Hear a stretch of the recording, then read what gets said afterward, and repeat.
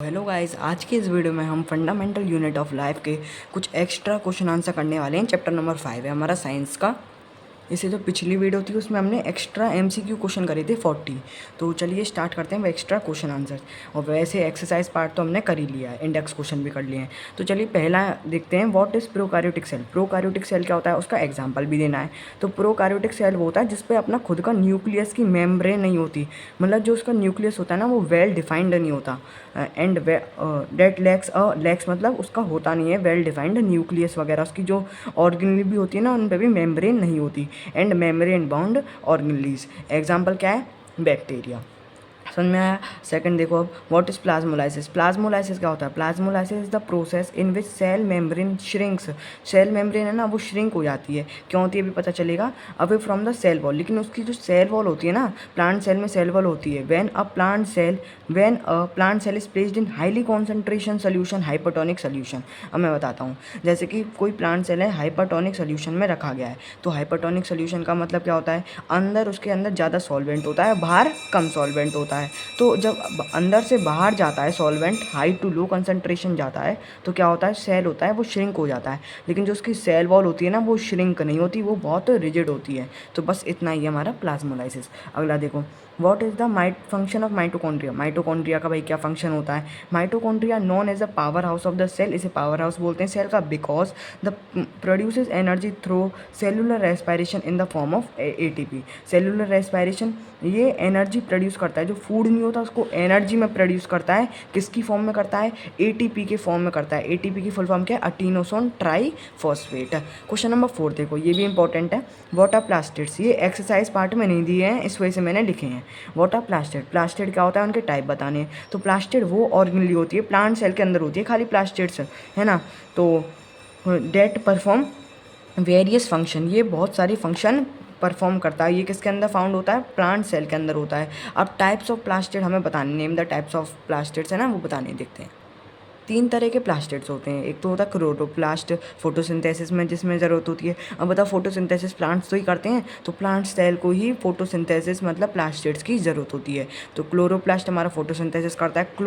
Chromoplast क्या होता है, कलर पिगमेंट्स, जैसे जो फ्लावर्स वगैरह उनमें कलर होते हैं अलग अलग अलग तरह के, येलो रेड ऐसे कलर के फ्लावर होते हैं ना, तो इन्हें कौन प्रोवाइड करता है, क्रोमोप्लास्ट। और ये ऑयल, प्रोटीन, स्टार्च वगैरह ये कौन वो प्रोवाइड करता है, ल्यूकोप्लास्ट। ये 3 तरह के प्लास्टिड हैं। अब 5th क्वेश्चन देखो, what is the function of nucleus in a cell. Nucleus का क्या फंक्शन है भाई सेल में, the nucleus control all cellular activity. जितनी भी सेलुलर एक्टिविटीज़ होती है ना सेल के अंदर, वो सब न्यूक्लियस ही करता है। जो जेनेटिक मटेरियल होता है जैसे डीएनए की फॉर्म डिओक्साइरोबोन्यूक्लिक एसिड, तो ये सब जितनी भी जेनेटिक मटेरियल है, क्रोमोजोम्स वगैरह, ये सब कौन वो करता है, न्यूक्लियस ही करता है कंटेन, है ना। And plays a key role in the cell division, और सेल डिवीजन में भी न्यूक्लियस का ही मेन रोल होता है। अब व्हाट इज साइटोप्लाज्म। साइटोप्लाज्म हम सबको पता है, सेल के अंदर जो लिक्विड होता है जेली लाइक मटेरियल, उसे साइटोप्लाज्म कहते हैं। उसका फंक्शन भी देखना है। तो cytoplasm is the jelly like fluid between the nucleus, nucleus की मतलब जैसे न्यूक्लियस है तो यहाँ पे साइटोप्लाज्म होगा। And plasma membrane, plasma membrane और जो इसके न्यूक्लियस के बिटवीन में होता है हमारा साइटोप्लाज्म। इट हेल्प्स मतलब पूरे सेल के अंदर फैला हुआ होता है, और न्यूक्लियस के अंदर होता है न्यूक्लियोप्लाज्म। ये हमने अपने एमसीक्यू वाले क्वेश्चन में देखा था। It helps in the movement of material, ये मटेरियल जितनी भी इसके अंदर प्रोटीन्स, विटामिन, जितनी भी ऑर्गेनली वगैरह हैं उसमें क्या करता है, मूवमेंट करता है, क्योंकि साइटोप्लाज्म जेली लाइक मटेरियल होता है, और मूवमेंट कौन करवाता है, उसका साइटोप्लाज्म ही करवाता है। तो helps in the movement materials. And provide space for sale organelles. अब भाई सेल के अंदर कुछ सेल ऑर्गेनलीज भी तो होंगी, तो उसमें भी स्पेस प्रोवाइड करवाता है, क्योंकि वो फ्लोट करती रहती हैं सेल ऑर्गेनलीज, तो बीच में स्पेस प्रोवाइड होती है उनकी। तो यही काम होता है हमारा साइटोप्लाज्म का। इसके फंक्शन भी पता चल गए। अगला देखो अब 7th वाला, name the organelle responsible for photosynthesis. Photosynthesis के लिए अभी पता था हमें क्या कौन सी ऑर्गेनली काम करती है, क्लोरोप्लास्ट। ये किसका टाइप है, प्लास्टिड्स का, सॉरी दिख नहीं रहा होगा, क्लोरोप्लास्ट। ये किसका टाइप है, प्लास्टिड्स का। तो chloroplast is responsible for photosynthesis as it contain the green pigment chlorophyll. तभी तो हमारा भाई फोटोसिंथेसिस होगा जब क्लोरोफिल होगा, तो है ना। तो अब देखो 8th नंबर का क्वेश्चन भी एक्सरसाइज पार्ट में नहीं गिवन था, इसलिए लाया हूँ। डिफाइन एंडोसाइटोसिस और एक्सोसाइटोसिस। तो एंडोसाइटोसिस क्या होता है, जैसे कि जो अमीबा होता है ना, जैसे कि अमीबा है ये, तो ये अमीबा का सूडोपोडिया है, है ना, और यहाँ पे फूड है, तो अमीबा क्या करेगा, इसे एक्सटेंड करेगा या कुछ भी करके इस फूड को चारों तरफ से घेर लेगा और इस फूड को अपने अंदर लेगा, तो मतलब endocytosis, the process by which a cell takes in मतलब अंदर लेना मटेरियल्स को, बाय फोल्डिंग इट मेम्ब्रेन मतलब ये मेम्ब्रेन कौन सी इसकी, सूडोपोडिया जो होती है।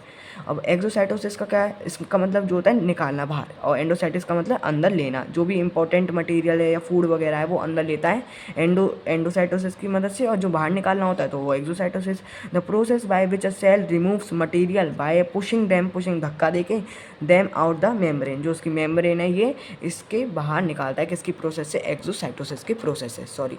9th वाला देखो अब, why do plant cell not burst when placed in the hypotonic solution but animal cell do.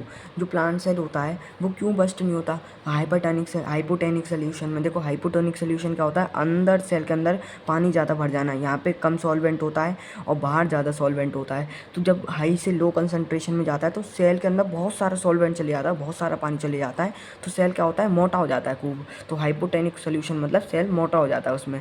But तो उसमें क्या होता है, सेल जब मोटा हो जाता है तो प्लांट सेल में तो वो बस्ट नहीं होता, और एनिमल सेल में बस्ट हो जाता है, फट जाता है जब ज़्यादा सॉल्वेंट अंदर चले जाता है तो प्लांट सेल में क्यों नहीं होता, क्योंकि प्लांट सेल के पास होती है अपनी एक रिजिड सेल वॉल इसे बस्ट होने से प्रोटेक्ट करती है। तो plant cell have a rigid cell wall that prevent bursting, where is animal cell lack a cell wall so they may burst due to excess intake water. तो इस वजह से वो बस्ट हो जाती हैं कभी कभार जब वो ज़्यादा पानी ले लेते हैं। तो व्हाट आर राइबोसोम्स, अब राइबोसोम्स क्या होता है, वेयर आर दे फाउंड, तो वो कहाँ मिलते हैं। Ribosomes are the small organelles, ये कुछ स्मॉल ऑर्गेनलीज होती हैं, राइबोसोम्स सेल के अंदर मिलती हैं, ये दोनों प्रोकार्योटिक और यूकार्योटिक के अंदर मिलती हैं। डेट मिक्स, बस एक अकेली सेल वॉल है, वो सेल ऑर्गेनली है जो प्रोकार्योटिक के सेल के अंदर मिलती हो। और डेट मेक्स प्रोटीन, ये प्रोटीन बनाने इस वजह से हम इसे राइबोसोम को प्रोटीन फैक्ट्री कहते हैं, प्रोटीन फैक्ट्री लिख दिया यहाँ पे, इंपॉर्टेंट है, ठीक है, इस वजह से प्रोटीन फैक्ट्री कहती है इसे हम। They are found in cytoplasm, cytoplasm में मिलती है, मतलब सेल के अंदर जो साइटोप्लाज्म होता है फ्लूइड लाइक, उसमें सेल ऑर्गेनली मिलती है। और attach to the rough endoplasmic, देखो दो तरह के एंडोप्लाज्मिक रेटिकुलम होता है, एक रफ और एक स्मूथ, तो रफ के अंदर होती है, मतलब रफ के ऐसे यहाँ पे जो राइबोसोम्स होते हैं यहाँ पे मिलते हैं, यहीं पे प्रोटीन फॉर्मेशन होता है, यहीं पे सिंथेसाइज होता है प्रोटीन। अब देखो रफ एंडोप्लाज्मिक रेटिकुलम को हम RER से रिप्रेजेंट करते हैं, है ना। अब लास्ट क्वेश्चन है ये, मतलब सेल डिवीजन का लास्ट टॉपिक था, तो मैंने सोचा इसके बारे में भी एक्सरसाइज में कोई क्वेश्चन नहीं था, इस वजह से ले आया हूँ। माइटोसिस और मियोसिस के बारे में डिफरेंस बताना है। देखो माइटोसिस क्या होता है, सेल जब ये सेल है, मदर सेल है, और ये 2 सेल ऑर्गेनलीज में डिवाइड हो, है ना, 2 सेल मतलब अपनी जो डॉटर सेल है वो भी 2U, इस पे 2 डॉटर सेल होती हैं, 2 डॉटर सेल में डिवाइड करता है।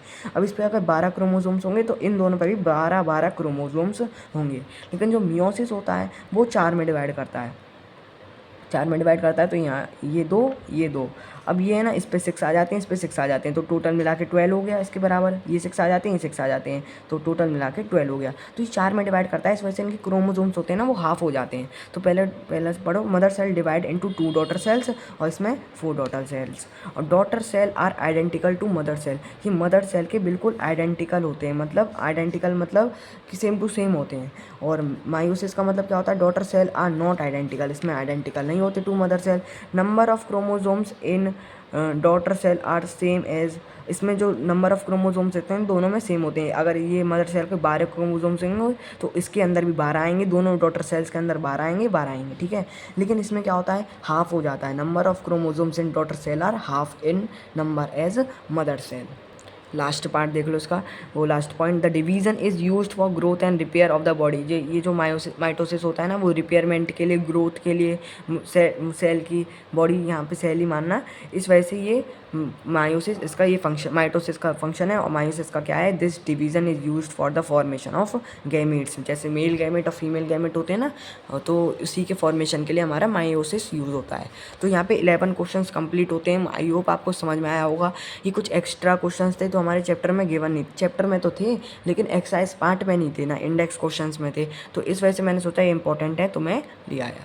तो गाइस फिर मिलते हैं अपनी नेक्स्ट वीडियो में, तब तक के लिए बाय।